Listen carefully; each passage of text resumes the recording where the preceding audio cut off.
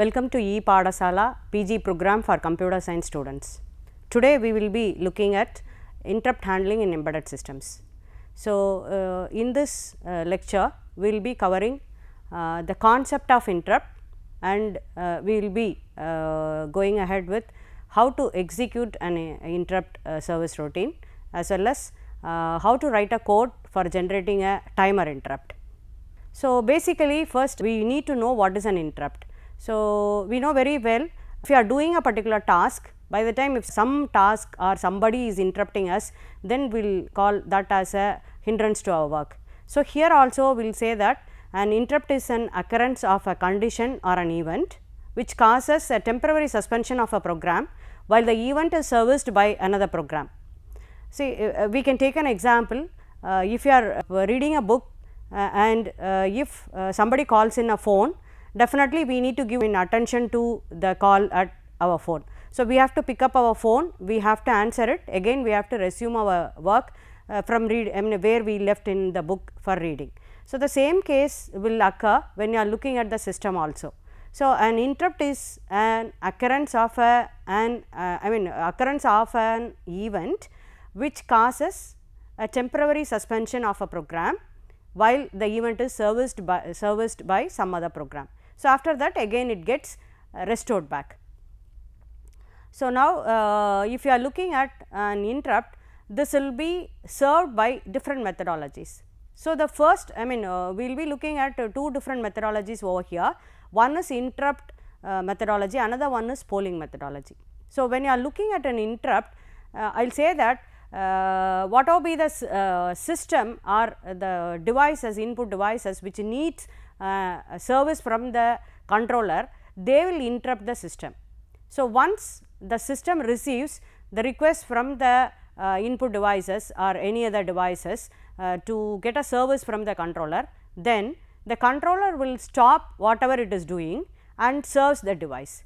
So, when it does the service, in the sense it has to run a code which should serve for that particular device, which is nothing but a service routine. So, this has been invoked by an interrupt. So, we will call this as a interrupt service routine. So, when you are looking at the system, when the device itself is asking for the service, is nothing but an interrupt, and when you are looking at if the system is looking for whether any of the devices is asking for the service, then we will call that as polling. So, the microcontroller in polling, actually the microcontroller continuously monitors the status of the given devices. So, if any one of the devices is requesting for the service, then maybe they will set a bit at in their panel. So, the system, the controller looks that particular bit and it identifies that it is requesting for the service. So, once it identifies that it is requesting for the service, next what it does is it provides a service to that particular device. Once the service is over, then again it will poll for the next device. So, that way all the devices will be polled by the system whether they are in need of the service or not.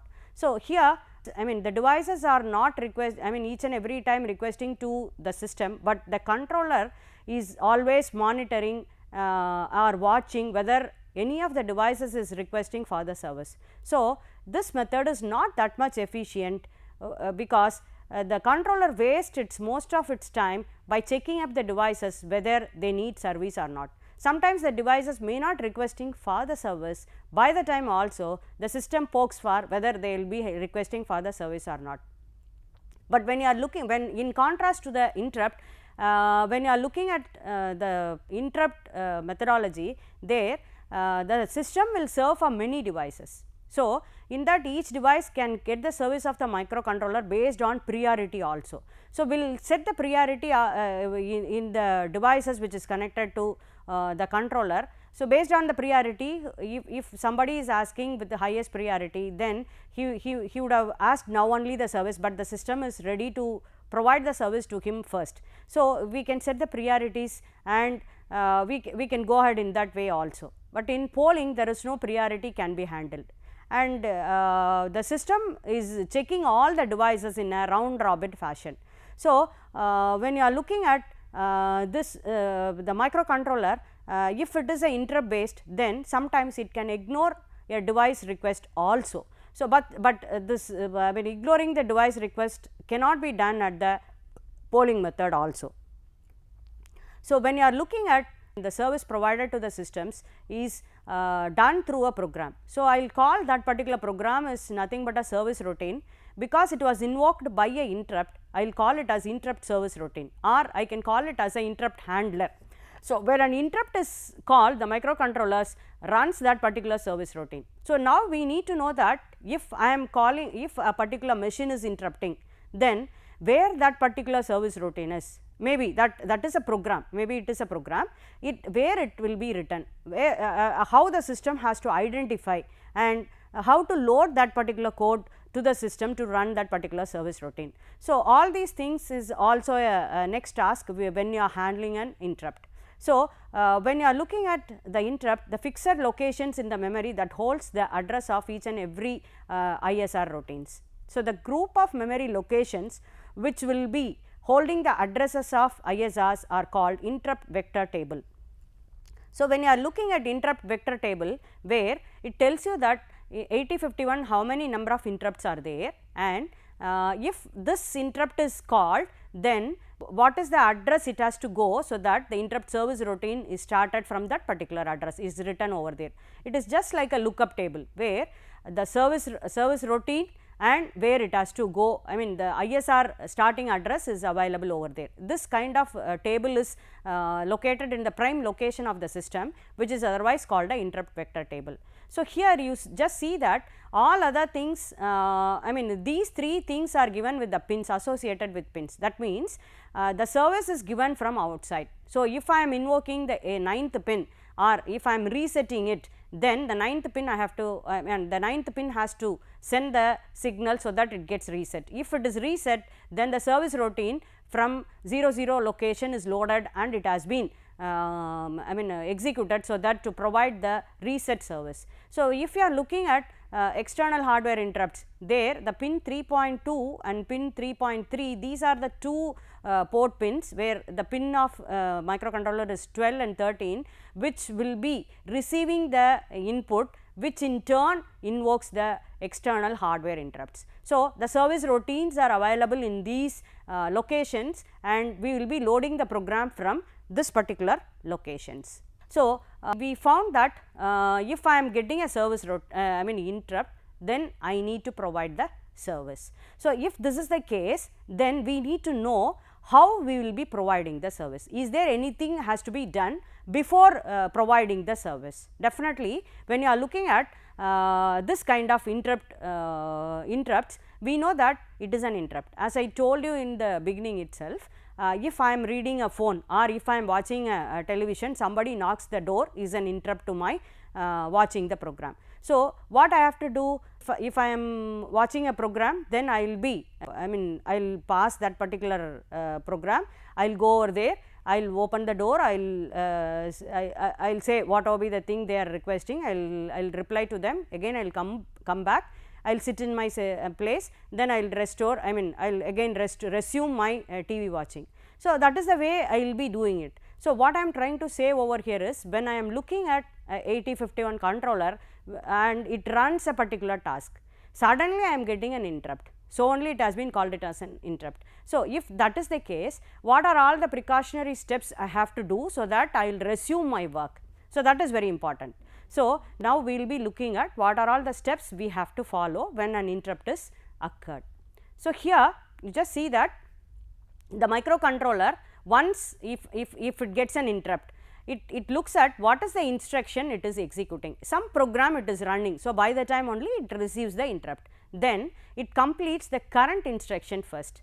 Then what it does is, what will be the address of the next instruction to be executed is transferred to the stack. So, when you are looking at a processor, processor side, when I am running a code, by the time my next instruction address will be available in my program, program counter, and all the registers are holding some of the data in that.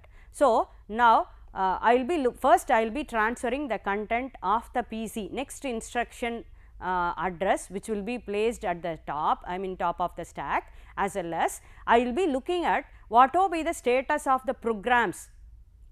For example, the A accumulator, the B register, the register R1, R2, R0, all the registers will hold some of the informations about currently running programs. So, all the informations, all the current status of all the registers and all other things about that currently running program is saved internally in a safe place in the memory.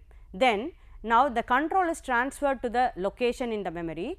That means, if I am looking at what is the interrupt I have got, then I will identify what is the address where the ISR is there. So, I am looking at the interrupt vector table and I will find out where the ISR routine is written. Then I will find out that particular address, I will load that particular address to my PC now. So, now the PC will understand that from there it has to read the next instruction. So, from there onwards the system will the system will read the information for that particular routine.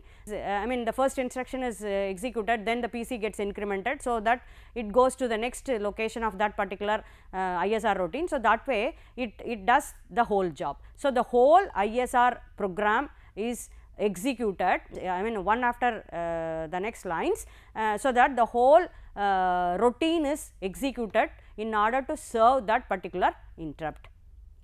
So, once this is over, then at the end I will be getting an RETI. So, the interrupt service routine is ending with one instruction which is otherwise called RETI. So, which is actually equivalent to RET of return instruction of a subroutine. So, interrupt service routine is also a subroutine, but only thing is it has been executed in a special way. There I will be having a RETI as a ending instruction, which will identify that the whole subroutine is over.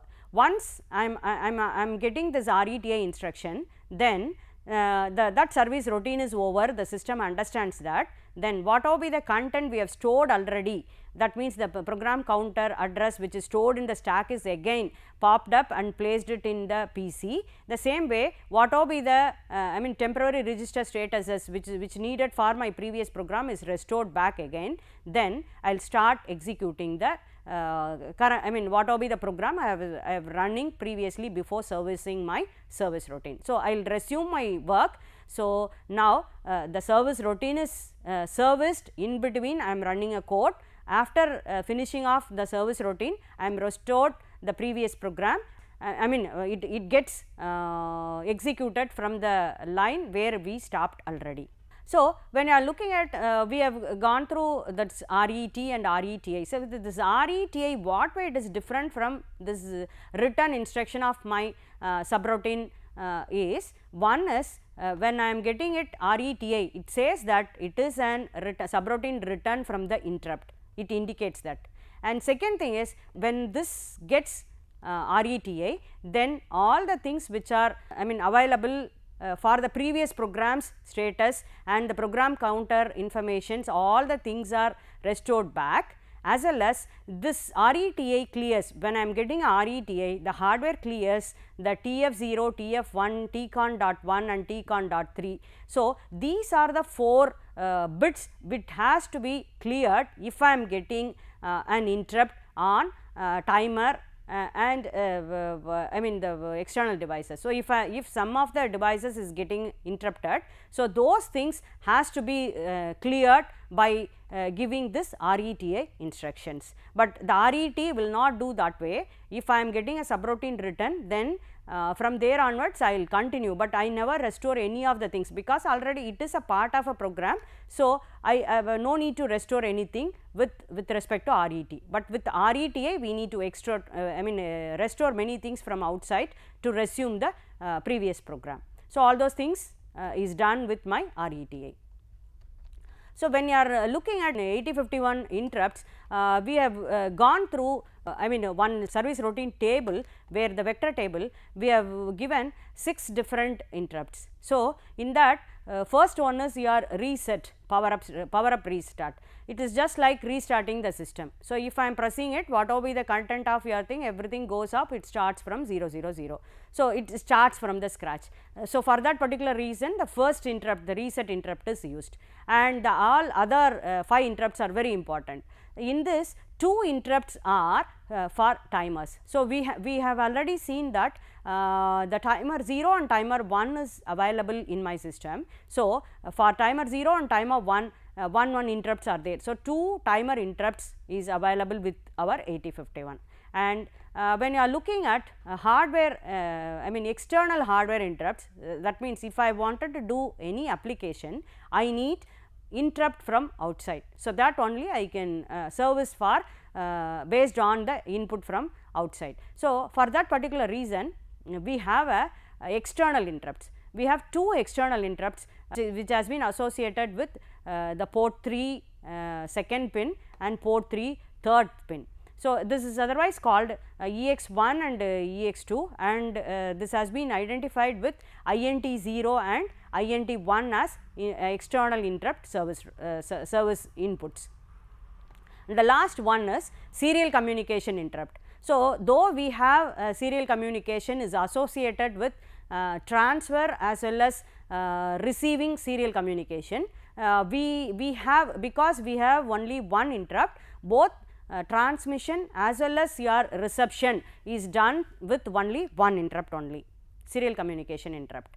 So, when you are looking at your 8051 interrupts, we have a ORG 0 and which says that the code has to start from 0 0. So, L jump main, this says that long jump to main program. The next statements, the next memory location is meant for interrupt service routine. So, for that particular reason, we have written the main as the main program, it has to go long jump, and we have to write after that, after this memory location we will be writing interrupt service routine. So, when you are looking at enabling and disabling an interrupt, this has been done through an IE register. So, we know that when you wanted to allow, whether we need to allow interrupt or we should not make the system to be disturbed with the interrupt, that control is with us. So, how we will be controlling that particular one is through this interrupt in IE register. In this register 8 bits are there. Based on that, either I can permit the interrupts, and if I am permitting also whether the reset interrupt or the timer interrupts or the external interrupts are can be permitted or not. Each one interrupts can be either disabled or enabled. So, that kind of control is done through this IE register.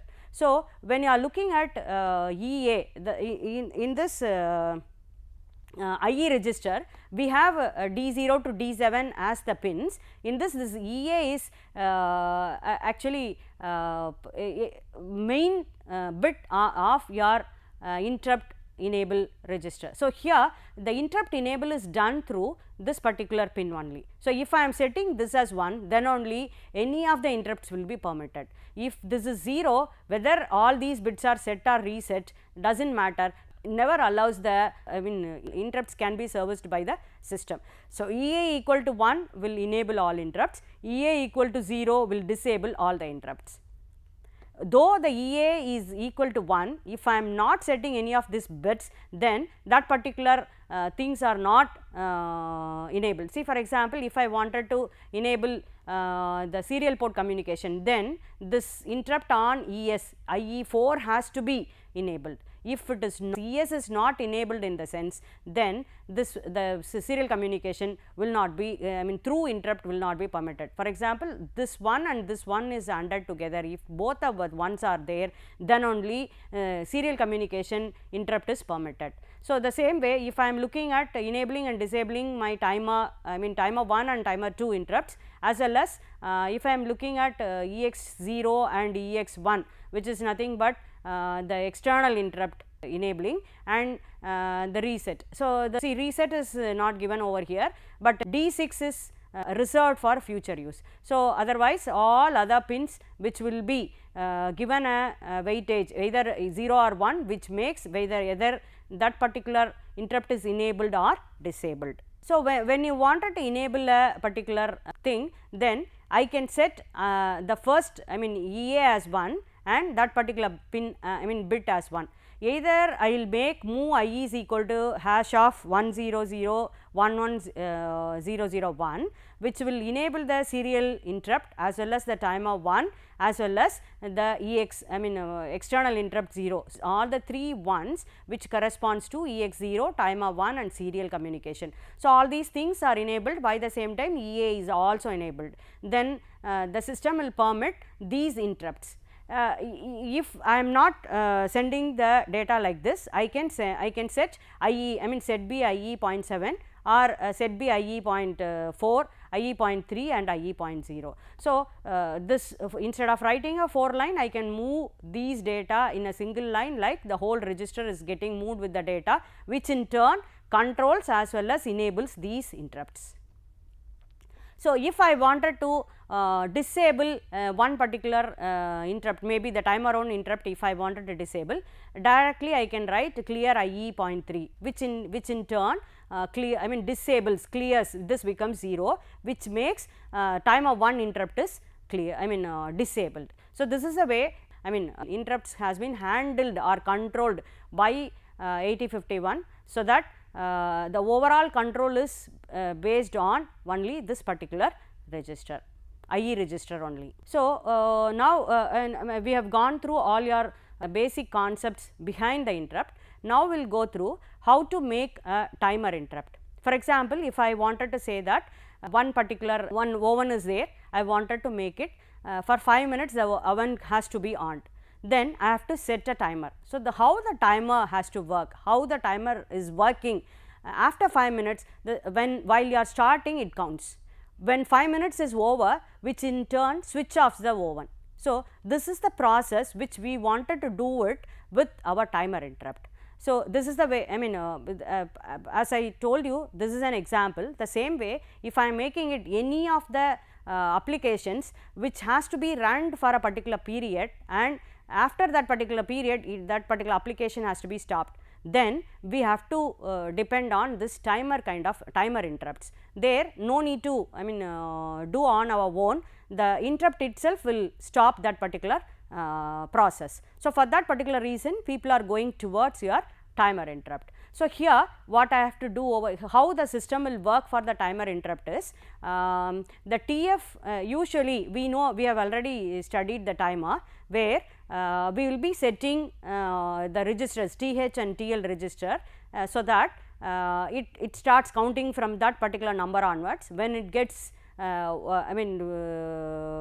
its maximum count, for example, FF with TH, then it gets an overflow. So, once if the whole thing is over and it gets an FF the maximum count, then it sets TF0. So, or TF1 if it is a timer 1. So, if the whole count is over, it sets the overflow flag, TF flag. So, if the TF flag is set, and if I am making that, if the flag is set, which in turn invokes the timer interrupt. So, that is the way the system the timer interrupt has been worked out with your microcontroller. So, now you just see that TF1 is there. When I am getting a TF0, once the whole, maybe I told you for 5 minutes the oven has to be switched on, then while starting I will be setting the initial count at my TH and TL register. It starts from there. So, it counts for 5 minutes. Once the 5 minutes is over, that means the TH TL register is getting FF. So, there is an overflow occurs. If the overflow occurs, the TF0 is set to 1. So, once if I am getting a TF0 as 1, the interrupt automatically enables. So, once the interrupt is enabled, then which in turn looks at the interrupt vector table. This interrupt vector table says that TF0 the timer 0 interrupt is service routine is taken from 00 BH. So, it comes to that particular address. From there onwards it has to read the interrupt service routine and it has to serve it. So, when you are looking at T of 1, if I am using timer 1, if I am loading the values over there and T L 1 and T H 1 is loaded with the values, and if I am getting it gets overflowed, then the T of 1 is set to 1, and if this has been set as 1, which in turn invokes the timer 1 interrupt. So, once the timer 1 interrupt is invoked, then the interrupt it goes to this interrupt vector table, identifies that timer 1 interrupt is available in 001B, then it loads this to PC, from there onwards up to RETA it runs that particular service routine. So, this is the way the timer interrupt has been run. So, when you are looking at this is a typical example for running a timer interrupt program, where this is a example program. So, write a program that continuously gets a 8-bit data from port 0 and it sends it to port 1 simultaneously, and creating a square wave of 200 millisecond period on pin 2.1. Use timer 0 to create the square wave, assume that the crystal oscillator is 11.0592 megahertz.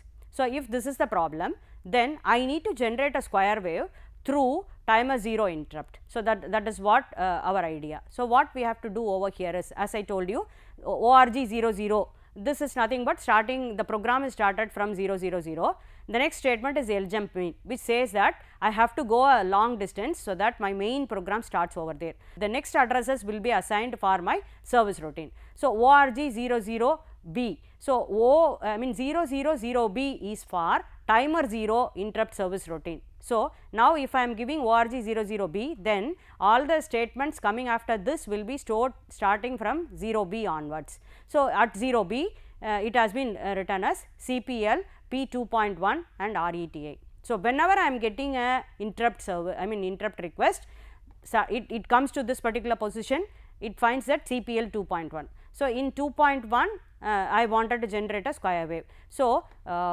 when I get the interrupt, then the value at P 2.1 is getting complemented. So, which toggles P 2.1 whenever I am getting an interrupt. So, at the end after the service routine I will be having RETA, which makes that the whole service routine is over.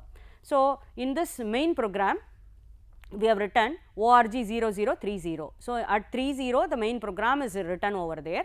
Now, here to set this kind of timer mode, timer interrupt programming, we made move tmod 02h, timer 0 mode 2 is set. Always the interrupt based service routines has been invoked through auto reload, because we do not want to interrupt the service routines. So, only we made it. Whatever be the thing which we wanted to do it whenever I am getting a interrupt, that way we wanted to automate the work. So, by the time the auto reload is the best choice when you are looking at the timer kind of mode. So, timer 0 mode 2, this is auto reload, and we moved P0 as FF, which makes that the P0 is the input port. Then we are moving TH0 as minus 92. So, why I need to set minus 92 is, we wanted to generate 200 millisecond period square wave. So, if it is 200 millisecond is the period, in the sense on period is 100 millisecond and off period is 100 millisecond. If this is a case, then 100 milliseconds how many clock cycles I need to spend, that I wanted to find out. So, for that we know very well one clock cycle is nothing but 1.085 microsecond with respect to 11.0592 megahertz clock oscillator. So, because of that 100 divided by 1.085 microsecond is equal to 92 is the count. So, 92 clock cycles we have to count to get the delay of 100 milliseconds. So, because of that this 92 is loaded over there as minus 92 at TH0. So, once this minus 92 is loaded over there, from there onwards it counts. Once the timer is started, it counts till it reaches FF. Once it reaches FF, that means it has counted 92 clocks. 92 counts it has done when you are looking at the overflow. So, that is the idea behind making up 100 milliseconds with the delay. So, move IE hash 82. So, which says that the 8 this pin, the first one is for EA and this IE 1 is for making up timer 0 enable. So, EA and timer 0 interrupt is enabled, all other things are 0. So, IE is moved with hash 82. Now set, I mean I have set all the platforms, timer mode is set, mode I mean timer 0, mode 2 is set, and the TH is loaded with minus 92 and IE is also set with the control. Now I start the timer. So once the timer is started, automatically whenever it gets a overflow, it is reloaded with minus 92 with TH0. When once it is getting a overflow, that TF0 is getting set. If TF0 is set, which in turn invokes this particular interrupt service routine, it will come to this particular 00B as the address. There it finds that CPL 2.1, that means it toggles the P 2.1, so that which in turn makes the square wave. After that it returns to main routine. I mean the next task they have given over here is we have to read the data from P0 and send it to P1. This is the next task we need to do it with the main program. So for that they made it move A comma P0, P0 is read and placed in A, move P1 comma A, whatever the content of your A is placed in your port 1, sjump back. So continuously I will be reading the data from P0 and placed it in my P1. So end I have to write it at the end. So remember that I have written the main program, there I have not written anything generating a square wave. The generating a square wave is done with my timer service routine, where I made it, it has to toggle it. So which in turn generates the square wave, and this service routine is invoked by getting a TF0 flag. Automatically it does this particular job. So in this lecture we have discussed the concept of interrupts, and we discussed the difference between interrupt and polling methods. After that we have discussed about what are all the steps we have to follow while we are executing, I mean the system follows while it is providing the service to interrupts. At the end we have written a code for invoking a timer interrupt, so that it generates a square wave. So all these things you can refer it through 8051 microcontroller and embedded systems using assembly and C written by Mohammad Ali Masdi and others. Thank you.